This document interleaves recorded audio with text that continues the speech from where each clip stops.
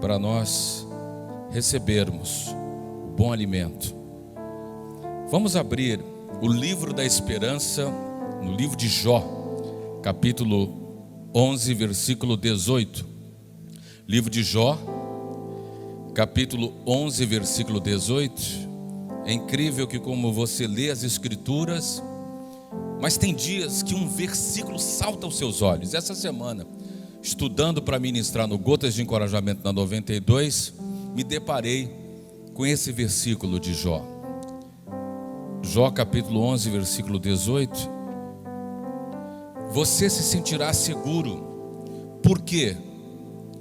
Porque haverá esperança, olhará ao redor e dormirá tranquilo.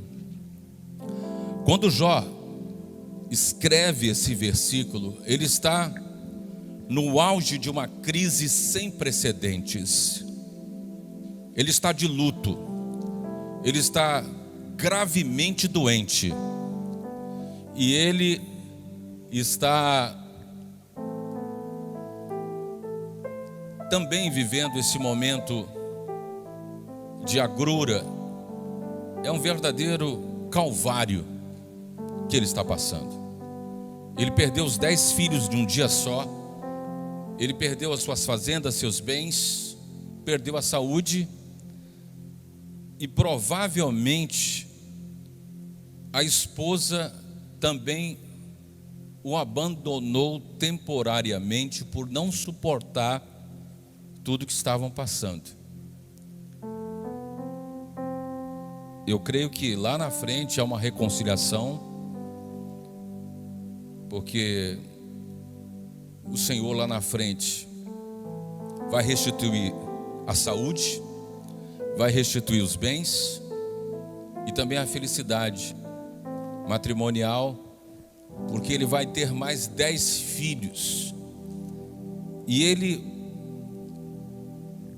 vai ter uma vida muito longa, vai viver 140 anos e vai falecer farto de dias. E o que me chama a atenção é que um homem que está de luto, que está doente, escreve no capítulo 11, no versículo 18: sentir-se-ás seguro. Por quê? Talvez ele estava dialogando com a sua própria alma, ele estava escrevendo para ele mesmo.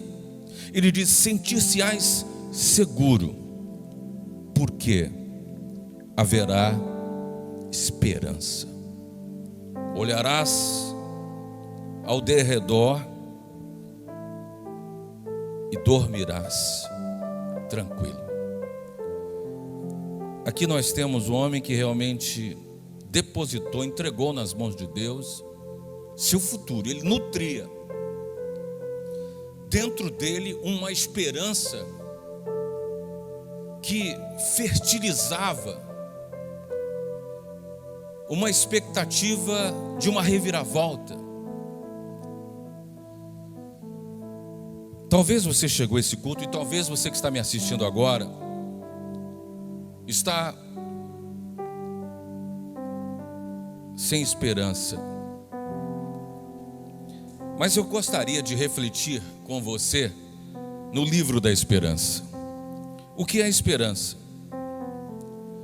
Algumas palavras nos ajudam a compreender o significado da esperança. Nós devemos lutar para que toda pessoa tenha a oportunidade de viver suas vidas seguras e saudáveis. Que as pessoas possam ter oportunidades de amor, oportunidades de amar. Somos todos viajantes no tempo e em uma jornada rumo ao amanhã. Nós devemos trabalhar juntos a construção desse futuro, o lugar que nós gostaríamos de visitar. A esperança vem do verbo esperançar, e significa almejar, sonhar, agir, buscar. O filósofo e teólogo Mário Sérgio Cortella nos ensina que é preciso esperançar, é preciso olhar e reagir. E hoje é minha oração para que a sua alma e o seu espírito comece a reagir. Aqui nós vemos uma reação da alma de Jó, uma reação do espírito de Jó.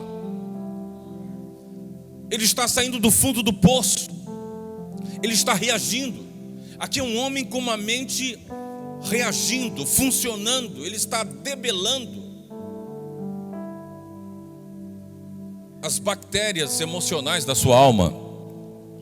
Por isso ele diz: você vai se sentir seguro outra vez, porque haverá esperança. Ele sabia, eu sei que há esperança. Ele disse: eu sei que o meu Redentor vive. A esperança dele estava viva porque ele sabia: o meu Redentor, quem vai me redimir, quem vai me tirar dessa situação, está vivo, soberano, o eterno. E nós sabemos que no livro de Jó existe um confronto. Jó, assim como eu e você, temos muitas dúvidas. Você tem muitas dúvidas, isso é normal. Nós temos muitas dúvidas crepitando dentro de nós, povoando nossa mente, nossa alma. Talvez você se tornou cético devido a tantas coisas, tantas decepções que você sofreu na vida, e até decepções no mundo religioso. Há muitas. Mas uma coisa que ninguém deve perder é a esperança. Por quê? Olha o que está escrito no Salmo 39, verso 7. Olha que salmo forte, que versículo forte. Salmo 39, versículo 7. Esse é um versículo para ficar timbrado na sua alma, no seu coração. E eu, Senhor, que espero, Tu és a minha esperança. Provérbios capítulo 10, versículo 28. O livro da esperança. Provérbios 10, versículo 28. O salmista celebra a sua esperança. A sua esperança tem um nome. A sua esperança é o Deus soberano. Provérbios 10, versículo 28. A esperança dos justos é a alegria, mas a expectação dos perversos perecerá. A esperança que nos faz olhar para frente. Jeremias 31, versículo 17. Jeremias 31, 17. Há esperança para o seu futuro, diz o Senhor, porque os seus filhos voltarão para a sua própria terra. Deus está usando o profeta Jeremias, dizendo para que os exilados não deveriam perder a esperança, que eles voltariam para casa, voltariam para o seu torrão. E não há nada mais forte do que isso. Em 1979, quando então o presidente João Batista Figueiredo assina a anistia, em setembro, em outubro, os exilados começam a voltar. E tem uma matéria da Globo, que na época foi censurada, mas foi publicada recentemente. E aí tem o Betinho, o sociólogo Betinho, que vai criar o Fome Zero, que fala que as igrejas no Rio eram imprescindíveis para a transformação social e que a igreja tinha um papel preponderante nessa reinserção social, na libertação social, no auxílio aos invisíveis sociais. Então, a repórter da Globo pergunta ao Betinho: Betinho, ele que era o irmão do jornalista, o cartunista Eifil, e é uma música que foi composta na época, que ficou eternizada na voz da Elis Regina, Esperança, que vai falar da esperança equilibrista. E o Betinho então diz: eu só quero voltar. Aqui é o meu torrão, aqui é a minha terra, esse é o meu país, esse é o meu Brasil, aqui é o meu lugar. Eu estou voltando para casa, eu nem acredito. Eu estou voltando para casa. Eu creio que esse era o sentimento dos exilados quando voltaram para casa. No Salmo 126, que fala exatamente sobre a volta dos exilados, eles falam que eles estavam como quem sonha, e a boca deles se encheu de riso, de alegria, e eles diziam assim: grandes coisas fez o Senhor por nós, por isso nós estamos alegres. Com efeito, grandes coisas fez o Senhor por nós. Sabe,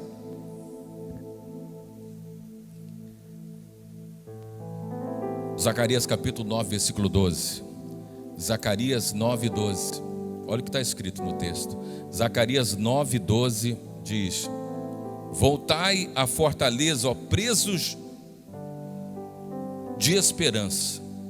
Também hoje vos anuncio que tudo vos restituirei em dobro. Voltai para a fortaleza. Aqui é mais um versículo para os exilados. Ó prisioneiros da esperança. Se a gente tem que estar preso em alguma coisa, você tem que estar preso da esperança. A esperança tornou você cativo, mas ao mesmo tempo essa esperança, ela é libertária, ela te liberta. Você deve seguir em 2023 navegando na nau da esperança. Você deve olhar para o futuro, você deve olhar para frente. Você precisa continuar acreditando. Você precisa combater o pessimismo desse tempo e dizer: eu vou na contramão, eu vou continuar navegando com os ventos da esperança. O apóstolo Paulo, escrevendo na sua carta aos irmãos em Tessalônica, segunda carta de Paulo aos Tessalonicenses, capítulo 2, versículo 16. Segunda Tessalonicenses 2,16, Paulo então encoraja os irmãos na cidade de Tessalônica, que hoje é a segunda maior cidade da Grécia. Ele diz o seguinte: que o próprio Jesus Cristo, nosso Senhor e Deus, o nosso Pai, que nos amou e nos deu eterna consolação e boa esperança pela graça. Essa esperança é boa, essa esperança não falha, essa esperança nunca acaba, ela é uma esperança imorredora, infalível, eterna. Essa esperança é invencível, essa esperança ela é equilibrista, essa esperança ela nutre nossa alma, essa esperança fertiliza o nosso espírito, faz brotar dentro de nós, do nosso interior, ela torna o nosso interior frutífero, frondoso. A gente começa a frutificar por dentro, é de dentro para fora. Ela começa a organizar tudo, as coisas começam a fluir com a esperança, no óleo da esperança, no azeite da esperança. Hoje o Senhor tem uma unção de esperança sobre a sua vida, que você seja ungido com a unção da esperança, que você saia desse culto esperançando, conjugando o verbo esperançar, acreditando sempre, vai se ajustar, tudo vai se ajustar. Eu gostaria que você saísse desse culto com os olhos brilhando de esperança. Coloque o colírio da esperança. Quando você coloca o colírio da esperança, você enxerga a vida dentro de uma cosmovisão realística, mas ao mesmo tempo positiva. Porque eu me recuso a ser uma pessoa pessimista, negativa, reducionista. Eu quero continuar sendo um profeta da esperança. Eu quero continuar professando, declarando, profetizando, instigando, motivando, abençoando as pessoas com as multiformes bênçãos da esperança. Por isso, Jó, ele ainda vai continuar falando de esperança. Logo no início do seu calvário, da sua luta, Jó capítulo 4, versículo 6, olha o que Jó escreve. Jó também é um patriarca da esperança. Livro de Jó capítulo 4, versículo 6, ele diz: porventura não é o teu temor de Deus? Você não tem confiança no seu temor a Deus? Não tem esperança na integridade dos seus caminhos? Deixa eu repetir. Você não tem confiança no seu temor a Deus? Não tem esperança na integridade dos seus caminhos. Jó não podia entender por que ele estava passando por tudo aquilo. Ele não sabia. Talvez fosse mais fácil se Deus chegasse previamente para ele e dissesse: olha, Jó, você vai enfrentar uma crise devastadora. Você vai perder os seus filhos, você vai perder os seus bens, você vai perder a saúde. Mas olha, não perde a esperança, porque eu vou te restituir lá na frente. Deus não falou nada disso para ele. Mas ele pergunta para si mesmo, porque o livro de Jó é um livro de dúvidas, de questionamentos, mas é sobretudo um livro de esperança. A esperança é a tônica do livro de Jó. E ele diz: você não tem confiança no seu temor a Deus? Porque a Bíblia começa o livro de Jó falando da biografia dele, que era um homem reto, íntegro, temente a Deus, que se desviava do mal. E a Bíblia mostra que ele era um pai bondoso, presente, amoroso, que fazia jejuns pelos seus filhos. Era um pai amável, um pai maravilhoso, um pai dos sonhos, um pai que todo filho gostaria de ter, um pai presente. E imagina ter 10 filhos, 10 aniversários por ano, e esse pai estava lá nos 10 aniversários, celebrando os filhos, amando os filhos, mentoreando, doutrinando, ensinando os filhos a serem tementes a Deus. E às vezes ele jejuava pelo filho: Senhor, se meu filho pecou contra ti. E ele fazia orações pelos seus filhos. A biografia dele é essa: um juiz de direito da cidade de Uz, um fazendeiro que conquistou o respeito de todas as pessoas ali do Oriente. E então ele diz: eu creio de fato que Jó, ele está enfrentando os seus questionamentos, ele está propondo uma reflexão para ele mesmo. Depauperado pela dor, ele começa a enfrentar suas questões, a enfrentar suas crises, a enfrentar essa crise existencial, perguntando para ele mesmo: você, Jó, imagina ele como se ele olhasse no espelho: você, Jó, não tem confiança no temor de Deus? Não tem esperança na integridade dos seus caminhos? Queridos, você pode até não entender os últimos acontecimentos da sua vida, tudo que você passou para chegar até aqui, mas olha, tudo está no caminho de Deus. Tudo vai corroborar para o seu bem, para o seu crescimento. Quando você pensou: está acabado, eu estou sozinho, não sei como é que vai ser daqui para frente. Talvez você, jovem que me ouve agora, você também está cheio de questionamentos, você está cheio de dúvidas. Há uma crise que se instalou na sua alma e você quer encontrar respostas para o seu coração. Mais uma vez, você não tem confiança no seu temor a Deus? Ou seja, a nossa confiança em Deus não é em vão. Não tem esperança na integridade? Jó tinha esperança na integridade. Ele sabia: o meu Deus é íntegro. Se Ele me permitiu passar por isso, Ele vai me tirar dessa situação. Não tem esperança na integridade dos seus caminhos?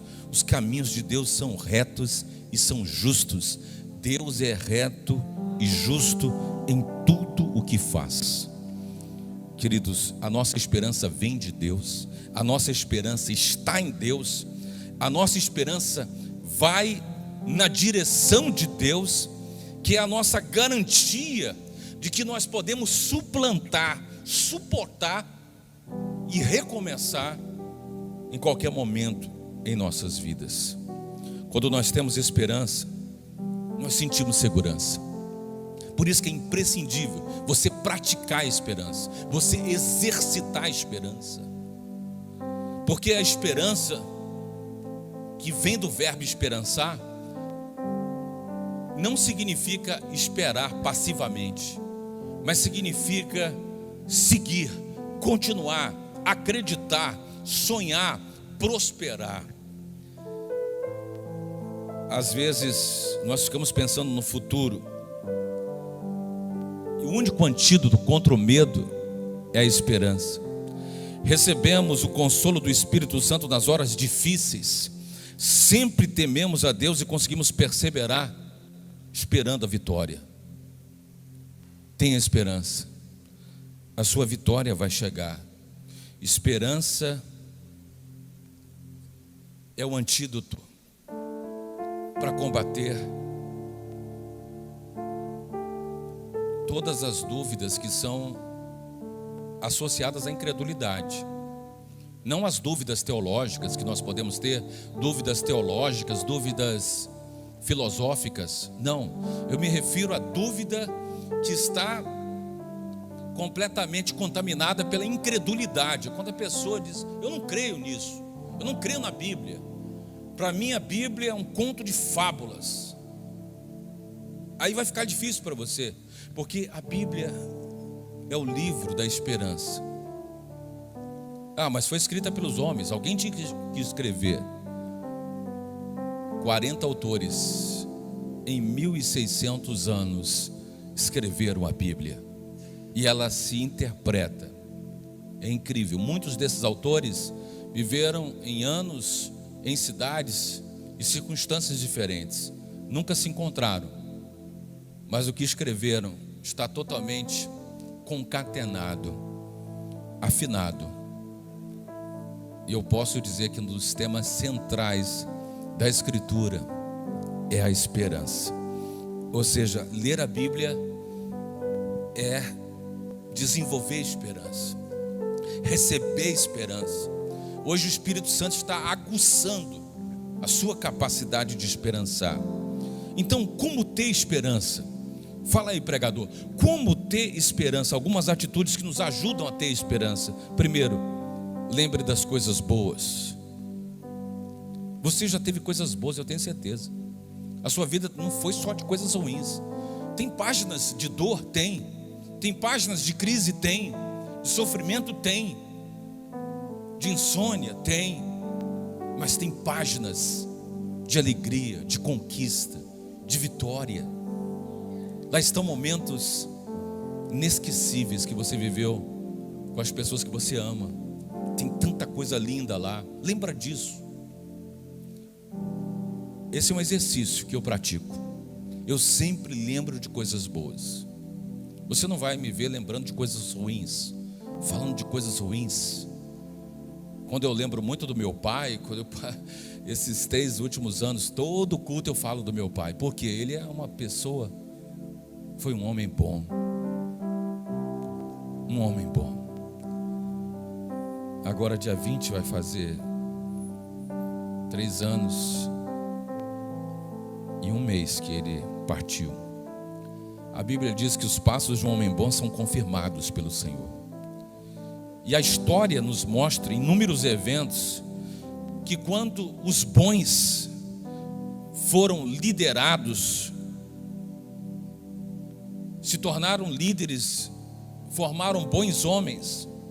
Os homens bons combateram os homens ruins. Nós precisamos de homens bons, homens de esperança. Nós estamos vivendo um tempo que há uma tentativa de fragilizar e acomodar o homem, transformando num homem passivo e covarde. Há poucos séculos, um homem bom, ele era referência de sacrifício, de força e de coragem. Hoje, contamos nos dedos aqueles que se mantêm bons, com os valores sólidos. Ao contrário, se vê muitos homens egoístas que só pensam em si mesmo. eles estão apenas buscando seus próprios prazeres. Nós não podemos enfraquecer os homens comuns, os pais de família. Enfraquecer um pai de família, enfraquecer toda a estrutura social, que dele deriva-se a estabilidade necessária para a criação dos filhos. E eu vou dizer uma coisa para as mulheres que aqui estão, que toda mulher já passou por isso, um medo. Sabe qual é o maior medo que uma mulher tem? Um medo de ser abandonada. Esse é um medo muito difícil que você precisa enfrentar. Mas muitas mulheres se reinventaram. Quando não deu certo o relacionamento, sofreram por um tempo, mas se levantaram, se tornaram fortes, educaram seus filhos, formaram seus filhos. Seus filhos hoje são flechas nos caminhos do Senhor.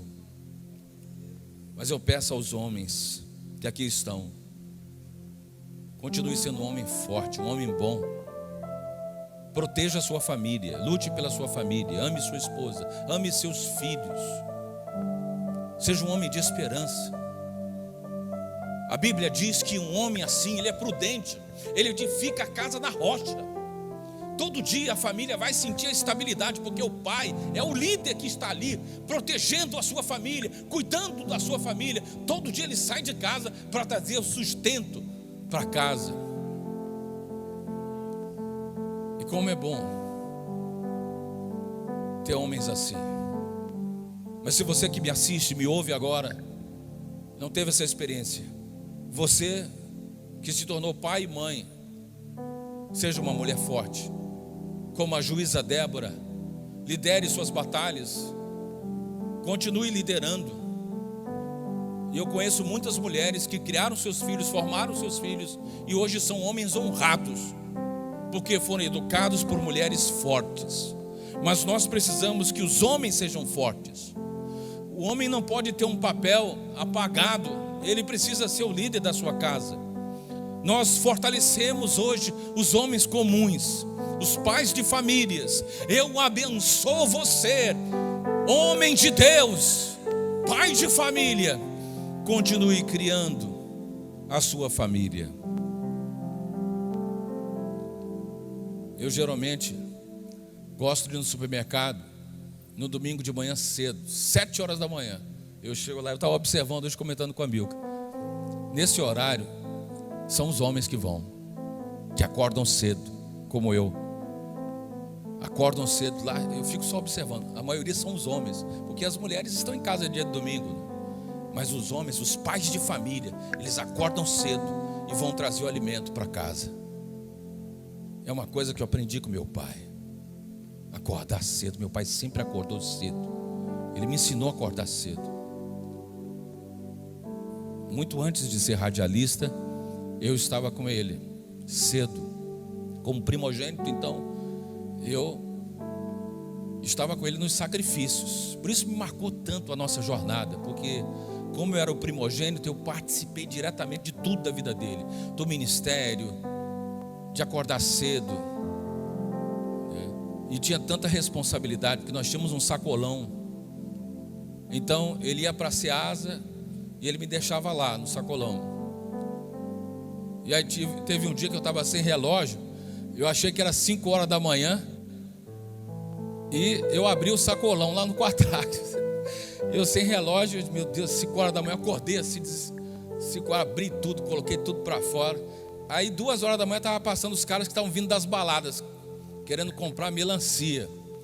Aí eu perguntei, que horas são? Eles são 2 horas da manhã. Eu disse, meu Deus, mas é a responsabilidade, né? Porque ele me deixou ali com aquela responsabilidade, né?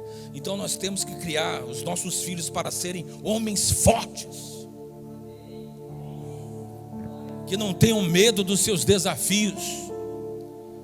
É preciso se arriscar muitas vezes, correr todos os riscos. Mas eu quero dizer às irmãs que aqui estão, se você sofreu até hoje com medo do abandono, vá confiante e com esperança que não vai acontecer. O seu esposo estará do seu lado, ele vai envelhecer ao seu lado, amém? Continue sendo essa mulher sábia. A mulher sábia, ela está no interior da casa como videira frutífera, cuidando do marido. Ela sabe como cuidar, abordar. Ela está ali, né? Ela cuida de tudo, com amor, com atenção. Isso é tão importante. Cuidar um do outro. Eu queria perguntar para você, qual o evento da história que você se recorda que bons homens fizeram a diferença? Eu quero recomendar para vocês um filme. Ele é um filme antigo, não sei se você já assistiu, O Patriota. Mas O Patriota é um filme que fala exatamente sobre os bons enfrentando os homens maus. É o período da independência dos Estados Unidos. A biografia é essa. Assista esse filme, O Patriota. E você vai ver ali um pai de família, um homem que luta pela sua família. E ele queria a paz, não a guerra. Mas um dia a guerra chegou no quintal da casa dele, e aquele homem se arvorou com as armas que tinha e defendeu a sua família. Nós precisamos de homens assim, capazes de dar a forças dos braços para proteger a sua família, para salvar um filho.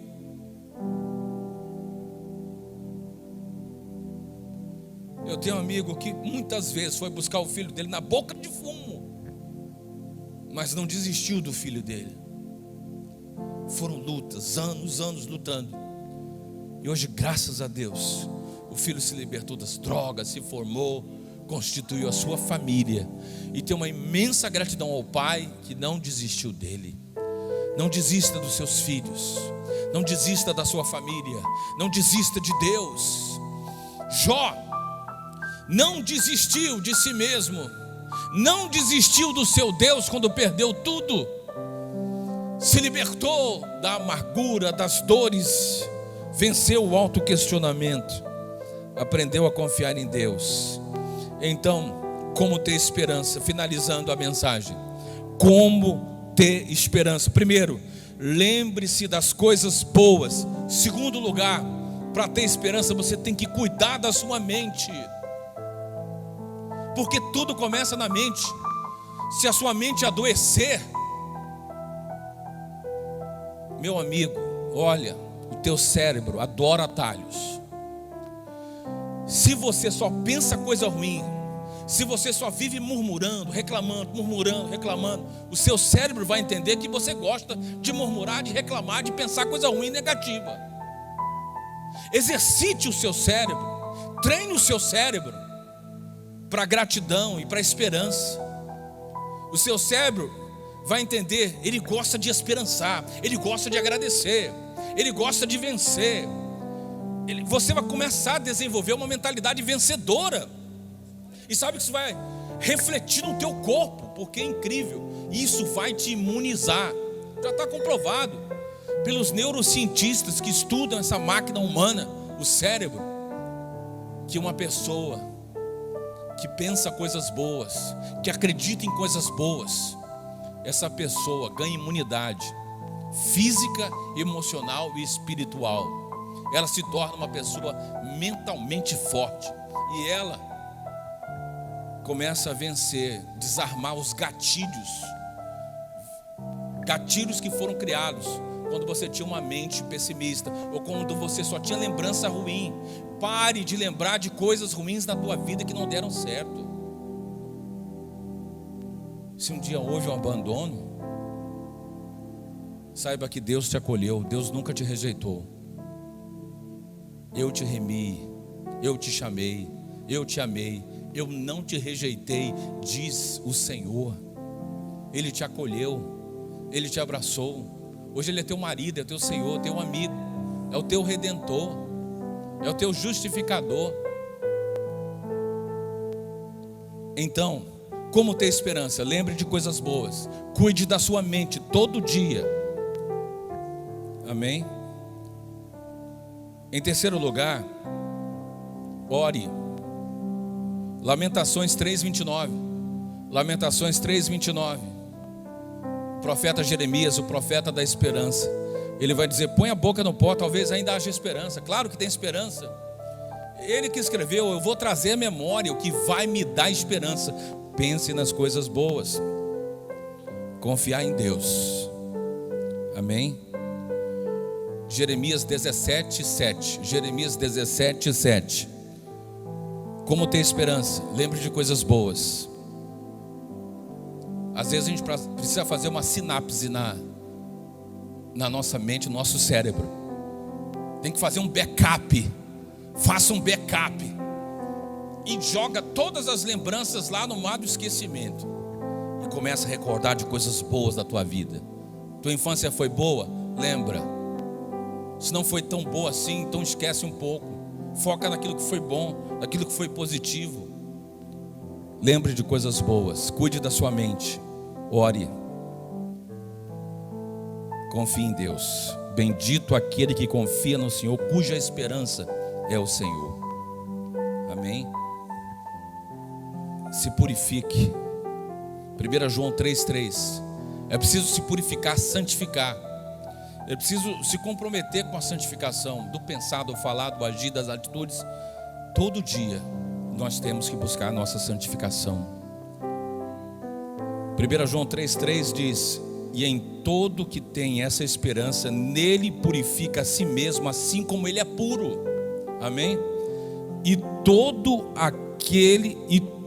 o que tem essa esperança, como é o nome dessa esperança? Jesus. E todo o que tem essa esperança, nele purifica a si mesmo, assim como ele é puro. Então a gente vai purificar os nossos pensamentos. E aí você vai cumprir o seu chamado. Efésios 1, versículo 18, para finalizar. Efésios 1:18. Efésios 1:18 diz: peço que ele ilumine os olhos do coração de vocês, para que saibam qual é a esperança da vocação de vocês, o qual é a riqueza da glória da sua esperança nos santos. Amém? Peço que ilumine os seus olhos. Olha o colírio da esperança aí. Quando você usa o colírio da esperança, você enxerga melhor, você enxerga mais longe espiritualmente, você se torna mais sábio, mais prudente, mais coerente, mais sensato, mais equilibrado. Coisa boa é uma pessoa equilibrada. Peço que ilumine os olhos do coração de vocês, para que saibam qual é a esperança da vocação de vocês. Você tem uma vocação, e você foi vocacionado para ter esperança. Você é um portador da esperança. Você vai cheio de esperança. Você vai dizer: a minha casa tem esperança. A minha casa é um refúgio de esperança. Na minha casa eu vou me abastecer de esperança. A igreja é um lugar de esperança. Quantas vezes nós adentramos ao culto desesperançados e fomos abastecidos. Hoje você está enchendo o tanque com a esperança. É o combustível que vai fazer você prosseguir, que vai fazer você continuar. Busque a sua esperança em Deus. Então, em Deus nós temos a esperança. Você pode ter certeza. E eu finalizo com que o apóstolo Paulo escreve sobre a nossa esperança de vida eterna. Tito capítulo 1, versículo 12. Tito capítulo 1, versículo 2. Tito capítulo 1, versículo 2. Você viu como a Bíblia é o livro da esperança? São centenas de referências sobre a doutrina da esperança. Tito capítulo 1, versículo 2 diz: escrevo na esperança da vida eterna que Deus, que não pode mentir, prometeu antes dos tempos eternos. Amém? Escrevo na esperança da vida eterna que o Deus que não pode mentir prometeu antes dos tempos eternos. Ele já tinha te prometido. Amém? Então, a partir de hoje, se você tem que escrever alguma coisa para alguém, escreva com a esperança. Diga assim: eu escrevo na esperança. Se alguém está doente, eu escrevo na esperança de que você vai melhorar. Se alguém está desempregado, escreva para ele dizendo: eu escrevo na esperança de que a porta vai se abrir, que você vai conseguir passar no concurso, que você vai ser aprovado. Escreva com esperança. Amém? Escreva com esperança para os seus filhos. Filho, eu escrevo na esperança de que tudo vai dar certo, tudo vai se ajustar, o seu nome vai ser contemplado. Escreva na esperança. Escreva com esperança. A esperança vai ser a tinta que você deve escrever. Escreva na esperança. Se você vai escrever para uma pessoa que está desiludida com a vida amorosa, já não acredita mais, escreve para ela na esperança de que você vai encontrar alguém segundo o coração de Deus, que vai completar a sua vida. Amém? Não perca a esperança. Você que está solteiro pensando assim: mas acho que não vai mais acontecer comigo. Não. Se você tem esse sonho, lute por isso. Algumas pessoas, elas decidiram que vão ter uma carreira solo. Elas são bem resolvidas. Elas não têm problema nenhum de construírem suas vidas, de fazerem as suas agendas, e elas conseguem. Elas vivem bem, vivem felizes assim, porque elas entenderam a singularidade da sua vida. Então, não há problema nenhum se você decidiu seguir com uma carreira solo. O importante é que você não está só. O Deus eterno será a sua companhia, Ele vai estar com você. Mas se você tem expectativa de encontrar um grande amor, ore com essa esperança.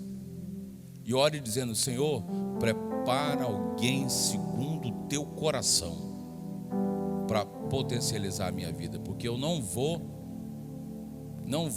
de forma nenhuma ficar com alguém só por ficar por alguém só para dar uma satisfação para a sociedade, para os meus amigos.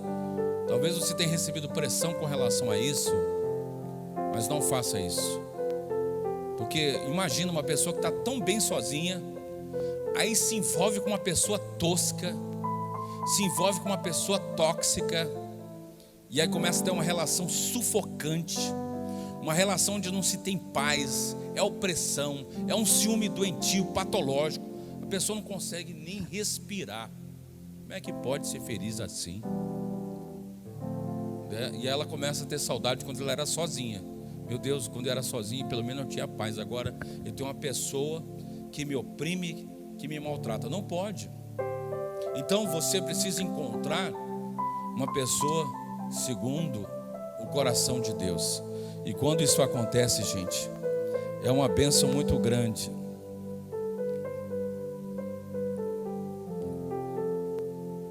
Então não se precipite. Olha, você já se precipitou em tantas decisões e sofreu tanto por causa disso. Não deixa que isso aconteça. E eu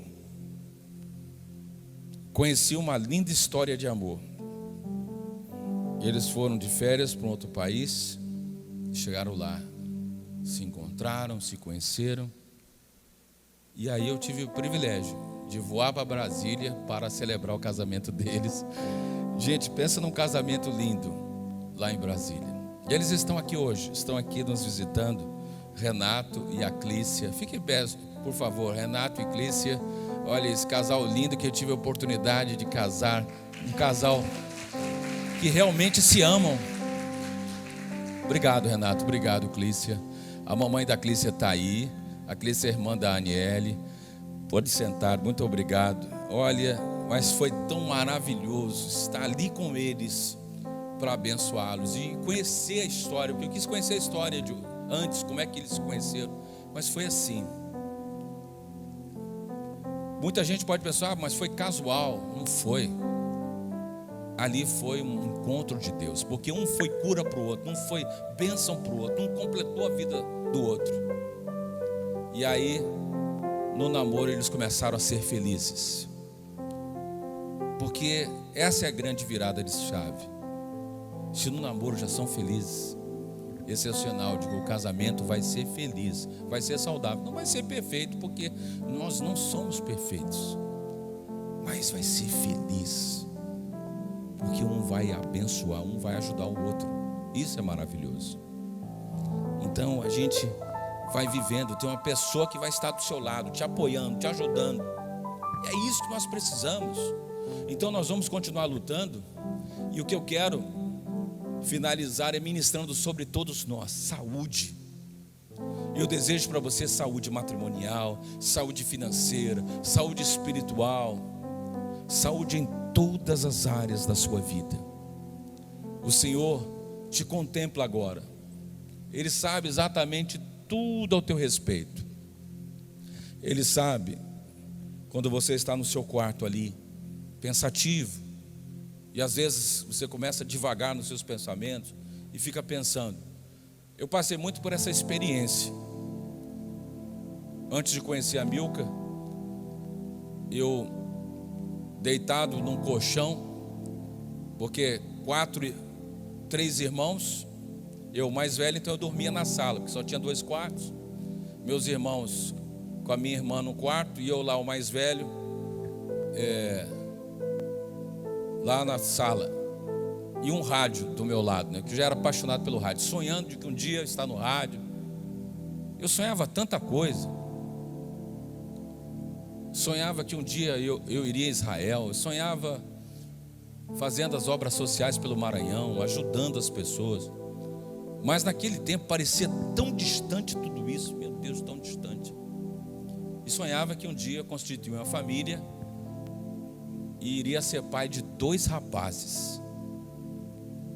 Não é, queridos, que os sonhos se realizaram? Porque é a esperança. Apesar daquela época, e a Milka conheceu um jovem de esperança. Ela olhou para mim e disse: rapaz, esse cara tem esperança. Então ela sentia, porque naquela época todo o meu patrimônio era só uma bicicleta, né? Então a família não estava querendo não, rapaz. Aí as pessoas começaram, né, a falar mal de mim. Mas uma Clenícia vai dar com um marido, um cara que o patrimônio era só uma bicicleta. Aí depois que eu soube da crítica, eu larguei de bicicleta e ia a pé mesmo, para o pessoal não ficar, pô, o cara vem de bicicleta. Mas ela acreditou. E eu nunca me esqueço, uma coisa que me encorajou muito, que ela escreveu para mim, dizendo assim: eu vejo em você um mecanismo poderoso que vai fazer você perseverar e continuar. Foi mais ou menos assim que ele escreveu. E aquilo me encheu de força e de energia. Então imagina, quando nós casamos, eu ganhava um salário mínimo, mas eu acreditava que a gente ia vencer, que a gente ia crescer, que a gente ia constituir a nossa família. E Deus foi tão maravilhoso que quando o nosso filho primogênito nasceu, nós já estávamos na nossa casa própria. Então hoje eu olho para trás, lembro de tudo isso, e meu coração se derrete de gratidão. Eu só tenho razões para agradecer o meu Deus. Porque quando as pessoas subestimaram a gente, quantas pessoas falaram: não vai dar, e aconselharam a Milka: não vai dar, esse rapaz não tem onde cair morto. Mas ela deve ter dito: não, mas esse rapaz é um homem de Deus, é um homem forte, é um homem corajoso, ele vai. É tudo que nós precisamos. Nós passamos por lutas. Eu passei por um tempo que eu fiquei desempregado, então quem manteve a casa foi a Milka. Eu passei por isso, nós passamos por isso. Foi luta, e Deus usou ela para manter a nossa família.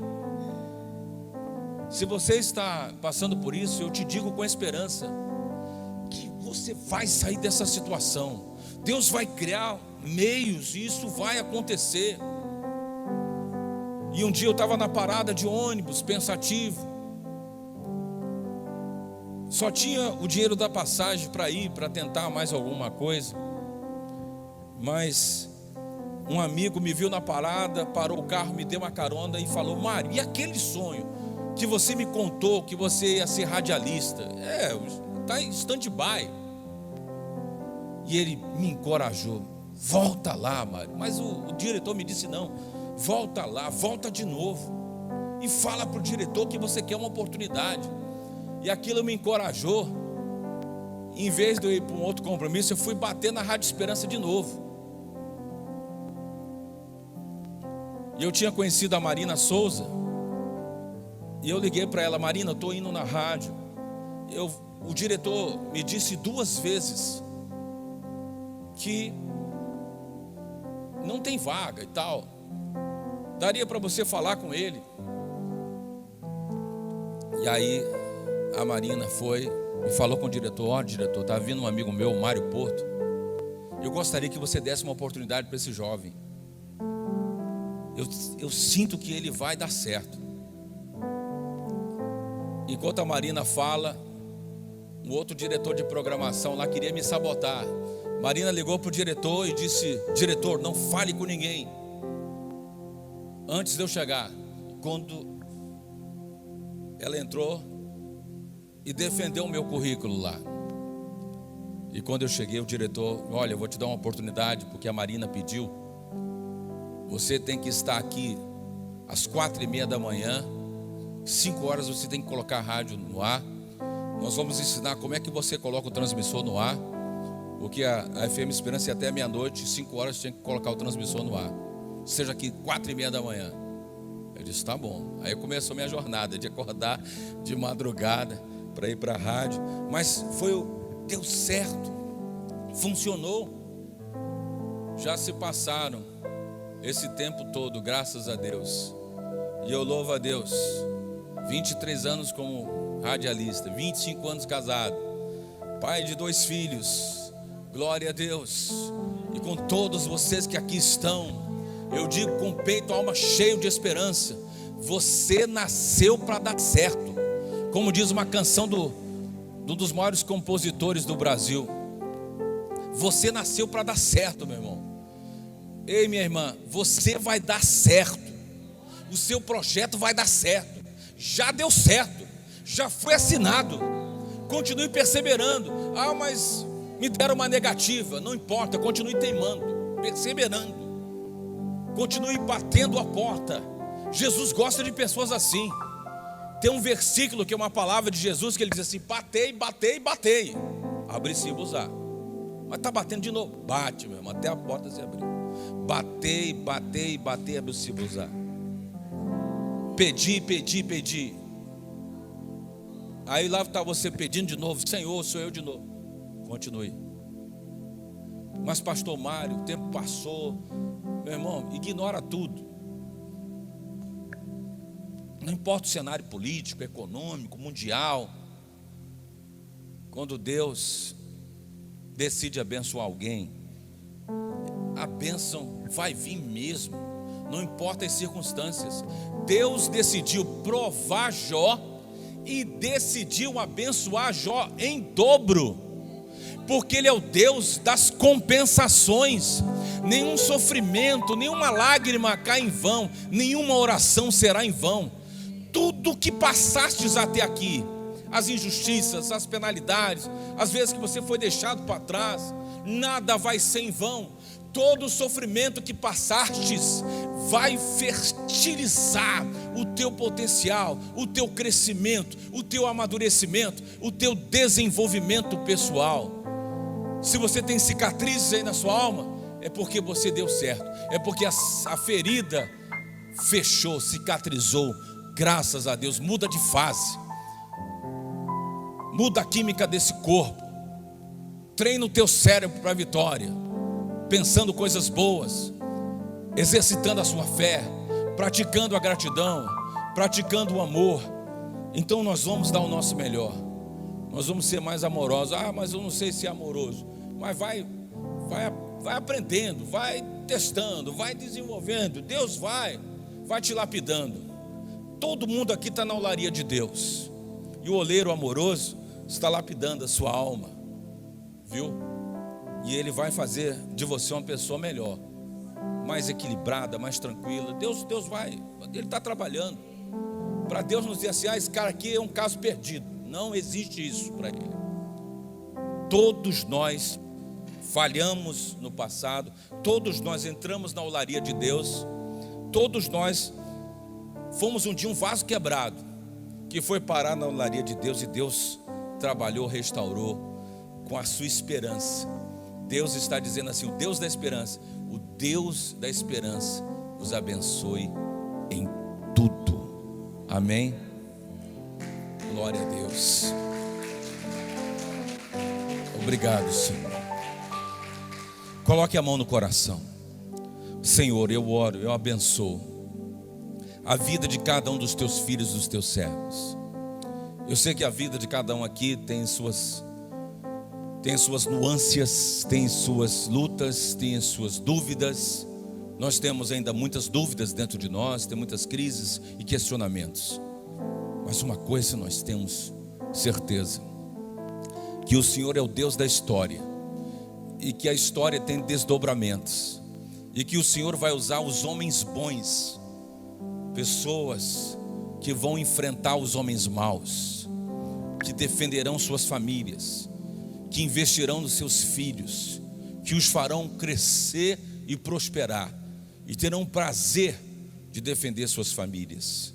Abençoa, Senhor, cada pai, cada homem, cada mulher, cada filho, cada família, cada pessoa. Senhor, cada pessoa que aqui está, eu apresento cada uma delas. As pessoas que nos assistem nessa live, em todo o Maranhão, em todo o Brasil, no mundo, alcança seus corações agora, Senhor.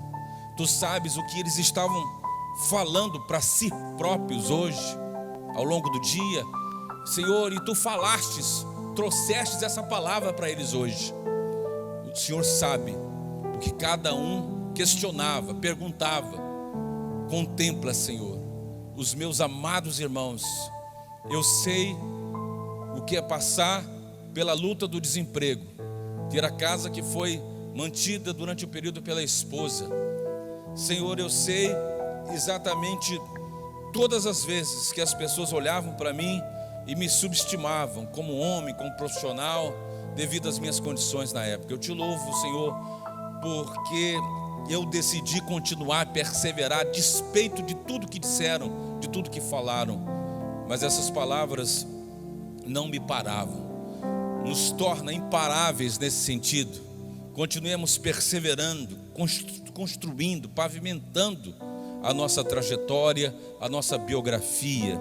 Tem altos e baixos, mas tem também acertos. Nos torna, Senhor, em 2023 mais assertivos, que nós consigamos, por fé, por esperança, descortinar um horizonte ainda desconhecido, e que nós possamos, pela graça, de graça em graça, superar cada fase, cada etapa, cada desafio, Senhor. Mas tudo que nós queremos, Pai, é só isso que nós te pedimos: saúde, sabedoria, e manter, principalmente nós, eu falo agora como pai de família, Senhor, tudo que nós, pai de família, queremos é manter com dignidade a nossa família, a nossa casa, dar-nos força e saúde. E assim, Senhor, consagramos nossas mãos em Tuas mãos, Senhor.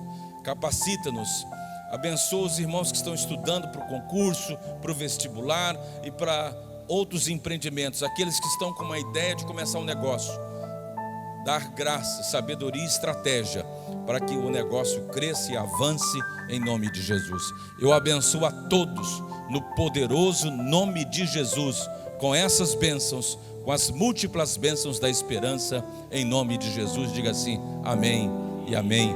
Graças a Deus, bendito seja o nome do Senhor.